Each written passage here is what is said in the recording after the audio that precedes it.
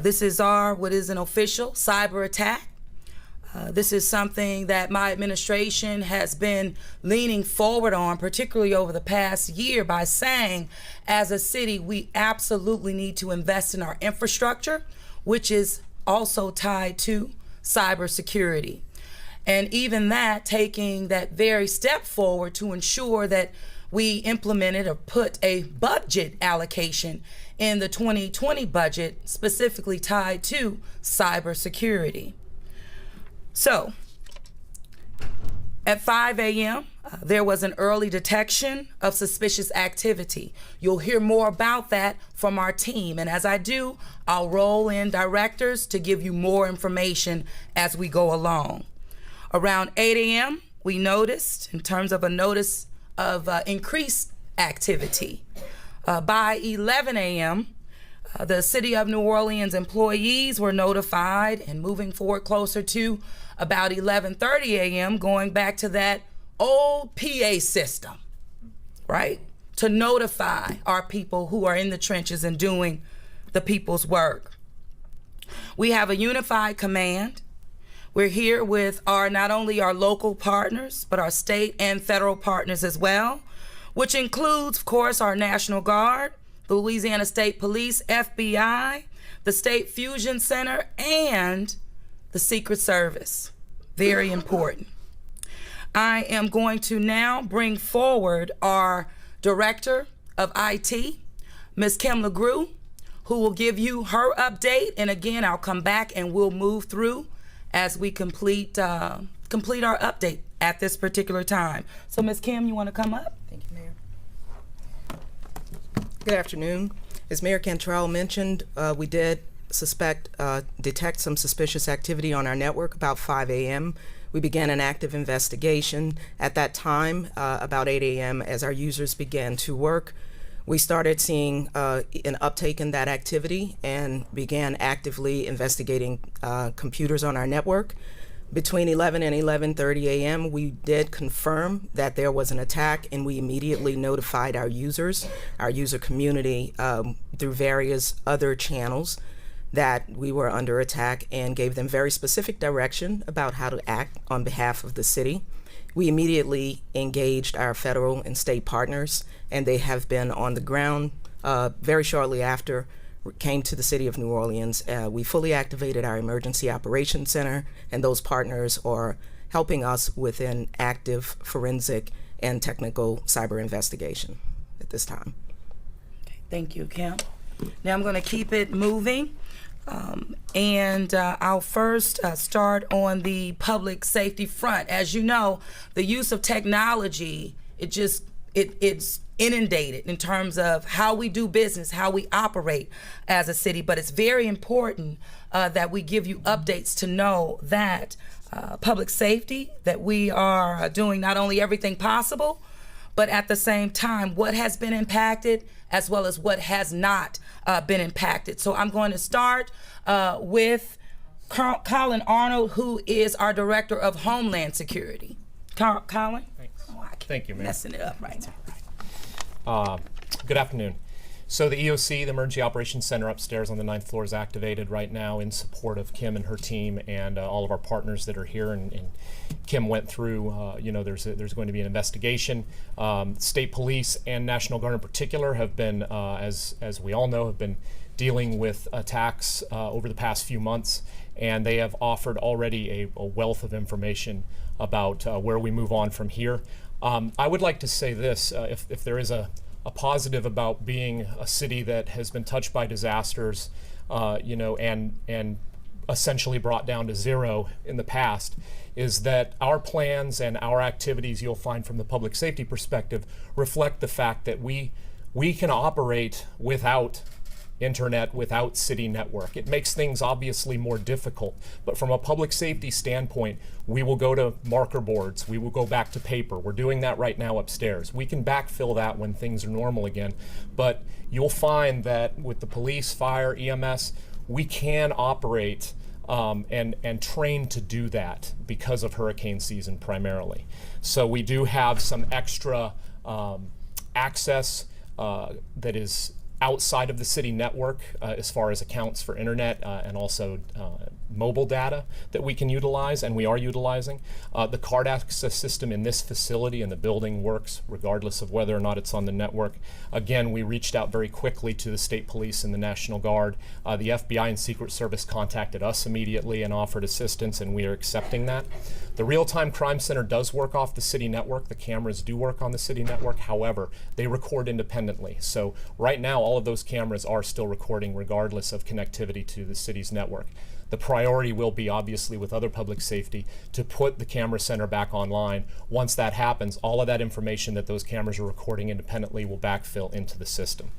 So we will not lose any connectivity there. But Colin, can you just also add, as it relates to the cameras, how we are prepared should something happen by a camera to access that information? Absolutely.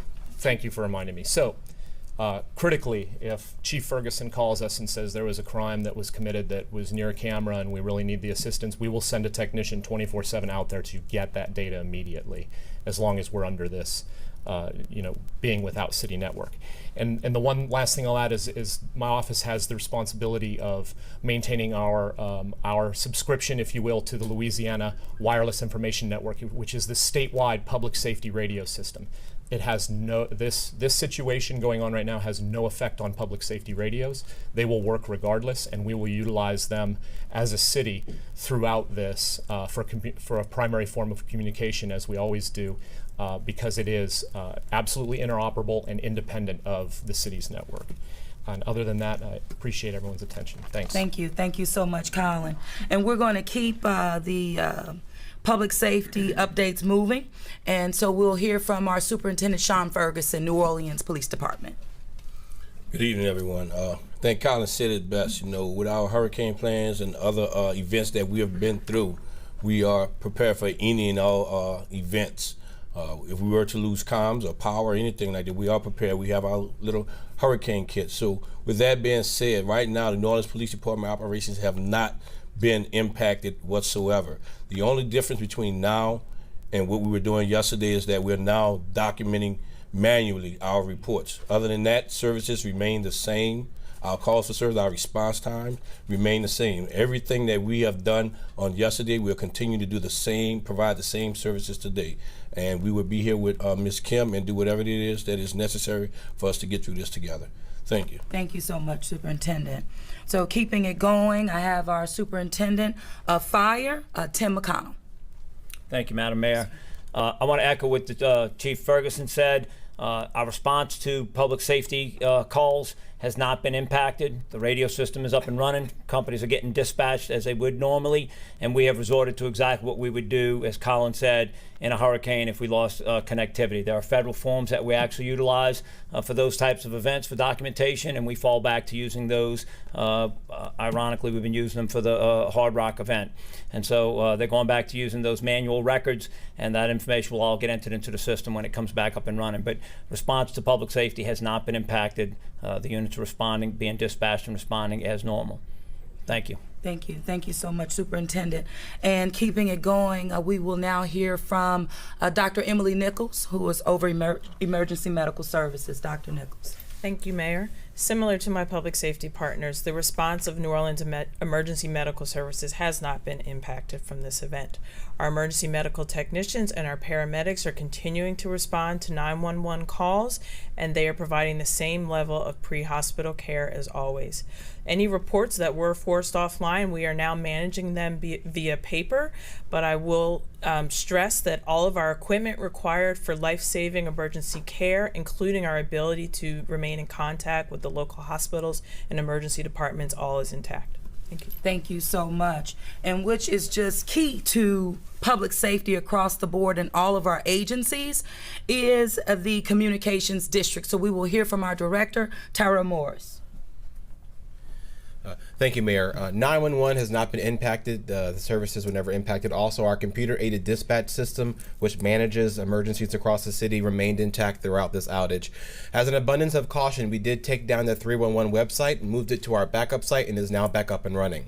311 remains active, and our staff are there 24/7 to assist you. We have placed the agency in standby status, and so we can increase the staffing at a moment's notice, should the need arise, to provide further assistance to the city government agencies so they can continue to do their work. But we're ready. Thank you so much. Thank you so much. And so I'm going to now ask Colonel Terry Everett, and then we'll move to departments that are very, essential to business here in the city. Colonel? Thank you, Mayor. I think you've already heard from the directors of our agencies, and we are the beneficiary of continuous, never-ending planning for emergencies. We have a very strong group of leadership. We have a very, very strong group of men and women who live daily in the extreme of planning and training and operating underneath extreme conditions. So we're blessed by having people that can react, do react, and have planned for this. So we look obviously forward to working with our federal, state, and local partners to take care of the issues and return us to normal. But I want the public to realize and know that this city will continue to operate as normal and respond to all the emergencies that we are faced with, to include the continuation of our special events. Thank you very much. Thank you so much, Colonel. And when I talked about those forward-facing departments that are just critical to the operations of government, and one particularly is our finance department. So I'm going to ask our CFO, Mr. Norman White, to come on up and give us an update, sir. Thank you, Mayor. For those who don't know, we just implemented our new financial system, and that was by implementing that financial system, we had in mind disasters. So clearly, right now, it's no longer networked or housed inside the city government. It is a cloud-based system. So it is secure, and we are in contact with the provider, and it is backed up. Our payroll system is the same thing. We have a cloud-based system there, and we will be normal in that activity. We also in constant contact with the banks, and I am on call if any strange activity occur. They will contact me, and I will make approval any payments going through. Other than that, we're strong. Thank you, Norman. And this is one of the most forward-facing departments, and that is of safety and permits. And it has been impacted as it relates to, hey, how you have to do business. Keep it going. Inspections have to happen. So with that, I have our director, Zach Smith, to give us an update. Thank you, Mayor. Wanted to brief the public on a couple things that the department is working on to make sure that we are ready to go for Monday morning, to make sure that any residents that need to get into their businesses, any contractors that need to carry on with construction, any businesses that need to open, residents in their houses, again, gas inspections, electrical inspections, getting utilities serviced and turned on, we are going to be prepared for that. Because of the loss of the computers, there's a couple things that we're going to be doing to go kind of a little bit more old school, as we could call it.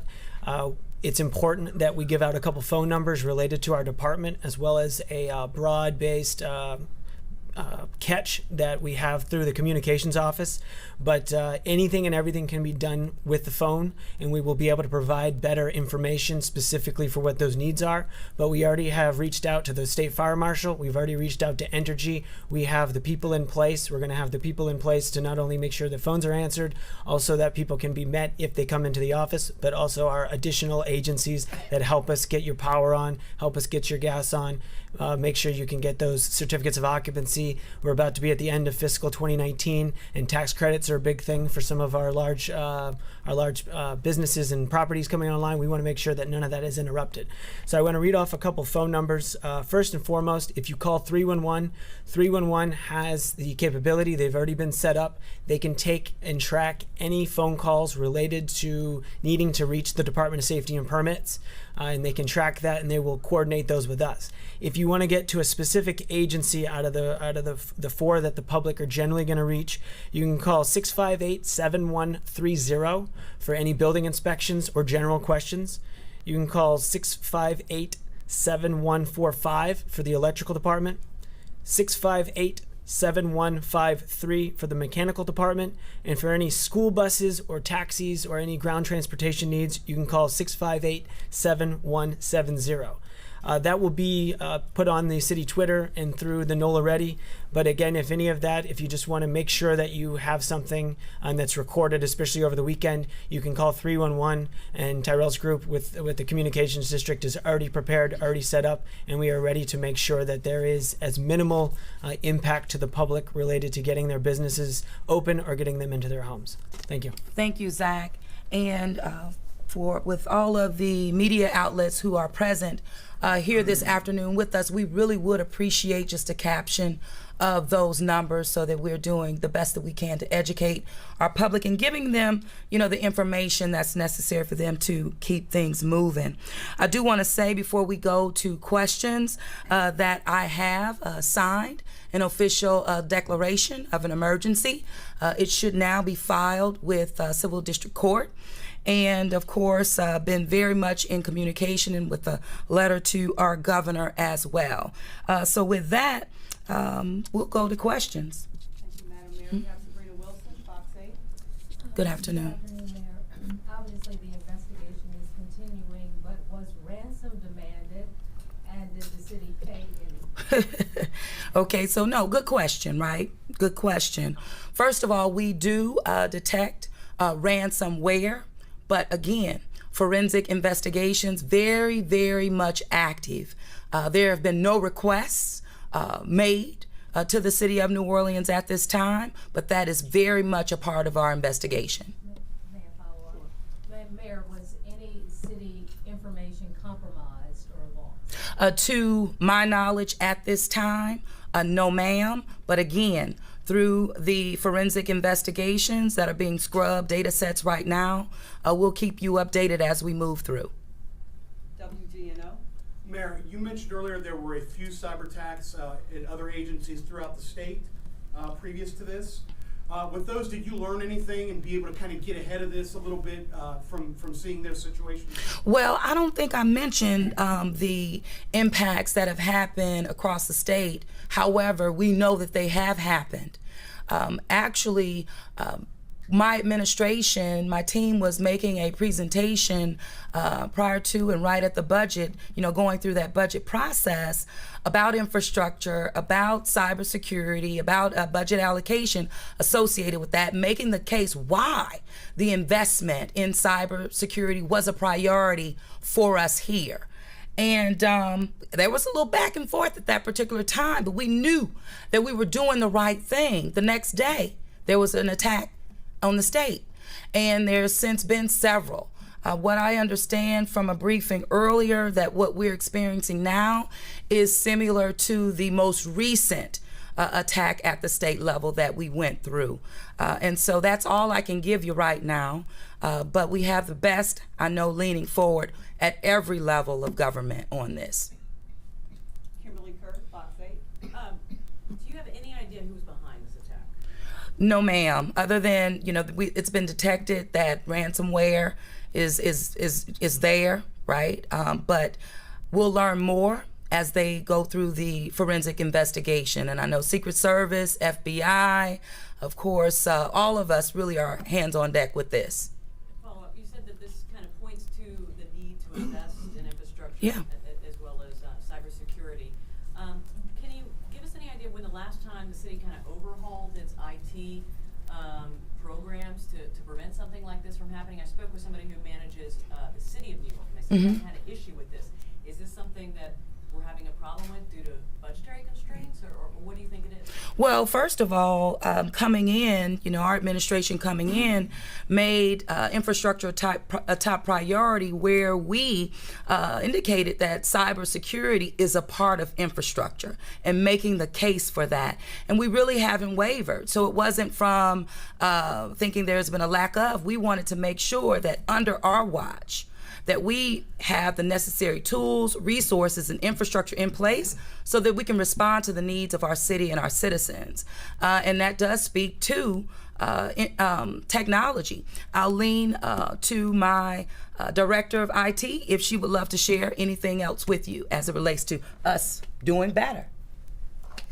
I'll just speak to the modernization of our IT systems. About 2.5 years ago, we began on one of the most significant modernization projects, and that has been the modernization of our financial systems. So having a resilient cloud-based financial system is step one and one of our primary initiatives. We are actively modernizing our revenue collection system and many of the information systems that our public safety team uses. Those efforts have been ongoing, and we have a commitment from our administration. Our CAO has worked very closely with us to make sure that those efforts are not halted by budgetary constraints, and we continue to move that forward. Absolutely, and thank you so much. I'm glad I called you up because one of the things that was not happening was that we knew we needed to move towards a reporting system that was more comprehensive. It hadn't happened in over a decade plus, but our administration said we had to do it. And so with that, I'm glad we did. Because as Norman said, as you've heard from Kim, having our information on that cloud, man, we were proactive, and I think that's a real example of that. Madam Mayor, Jeff Adelson with the New Orleans Advocate. Yes, sir. So if the first signs of this were detected at 5 a.m., it sounds like the full sort of shutdown didn't happen until 11. What was going on in that time, and was there a reason that the networks weren't shut down? Yeah, because first of all, it was suspicious activity. So 5 a.m. suspicious activity, which caused staff to dig a little bit deeper. What's going on? As they did the work, what's going on, found that we were absolutely compromised. So that work was happening between those periods of time to where we wanted to make sure that we disconnected all of our systems, and we went from floor to floor to floor to floor to make sure that we did just that. And we just haven't stopped. We really haven't. Anything you want to add? Yes. Okay. That investigation began at 5 a.m. It was internal. Our teams have been on the ground since 5 a.m. Notifications by email between our information systems teams began at that time. As soon as we were in the building and on site, we confirmed that we had users who were reporting incidents, and we constantly and consistently investigated those. I can't tell you that we started at 8 a.m. I would say we started well before that, but the confirmation that we made and the engagement that we made with our federal and state partners came about 11 a.m., but our team began working very early, in the very early hours. And when you say there were incidents, can you describe what some of the users were experiencing that pointed to? So when they came in, suspicious activity, phishing attempts, suspicious activity on their computers. We are in an active cybersecurity training exercise, a campaign that we started in October of this year. So we've asked our users to report any type of suspicious activity, and we did get an influx of those reports. So they could have been just an email that came through or some suspicious activity on their computers, maybe a pop-up or something visual, but anything that was detected, I'm confident that our users were very responsive and gave us information quickly. So is this a situation where there seemed to be an attack, but no one actually got anyone to click on a phishing email or anything like that, or is there evidence that some of the systems have actually been compromised? No, there's not that evidence. We have not confirmed that yet, but we did confirm that there was activity, yes. Thank you. Mike Pearlstein, WWL. Yeah, just to kind of follow up on that. So, if I'm getting this straight, employees got suspicious emails, but you know that so far, from what you know, nobody provided, say, passwords or things that would allow them to hack into the system. Is that correct? I don't think that's correct. It's one thing to get a phishing email. We I don't all think get that's them. correct. We get through firewalls. We know to delete them right away. So is there any evidence that any employee inadvertently provided access, gave password or anything like that? So compromises happen by access, by compromising passwords, security accounts, and credentials. What we know is that our employees did not respond or give out any of that information. The investigation will tell us exactly how the compromise happened. We don't know that yet, but none of our employees confirmed that they interacted with or provided any credentials or any information to possible attackers or ransomware. So the shutdown is out of an abundance of caution? Absolutely. That is the best advice that we got from our federal and state partners, and that's the way that our security team has been trained to respond. So what's the estimate on when this could be, I guess, isolated, contained, and the city can, get the computers back online? I don't have an estimate yet, but we have prioritized the response and bringing systems back online that are most essential to city services and our public safety teams. Any other questions? Sabrina? I know that the police and fire departments are relying on radio. Superintendent Ferguson, can you talk us through how that's happening for the patrolmen on the street? Sure. Sure. So, I mean, again, as we discussed with regards to hurricanes or anything of that nature, our partners at Communications Division Communication District has identified channels in which we can still communicate on our radio should we lose any type of connectivity on our normal channel system. So we will not lose any kinds of service whatsoever. All right, thank you all so much. We'll continue to keep you updated as we learn more, and we appreciate you. Thank you.